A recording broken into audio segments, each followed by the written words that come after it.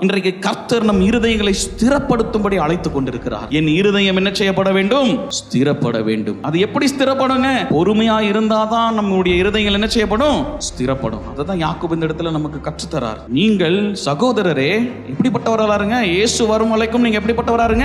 பொறுமை உள்ளவர்களாய் இருங்க. எந்த விஷயத்துல நம்ம பொறுமை உள்ளவர்களா இருக்கணும் சொல்லுங்க? துன்பத்தின் மத்தியில், வேதனை மத்தியில், கண்ணீரின் மத்தியில், பாடுகள் மத்தியில், போராட்டத்தின் மத்தியில், எதிர்ப்பின் மத்தியில், தோல்வியின் மத்தியில் நம்ம பொறுமை காத்தவர்களாக இருக்க வேண்டும். அல்லேலூயா, ஆமென். You have to be patient in times of struggle, in times of difficult situations, in times of deaths. கடன் சூழ்நிலையில் கடன் ஒருவேளை பெருகி விட்டதா, பொறுமையா கர்த்தருடைய சமூகத்தில் காத்துருங்க. கர்த்தர் அதுக்கு திறந்த வாசலை வைத்திருப்பார்.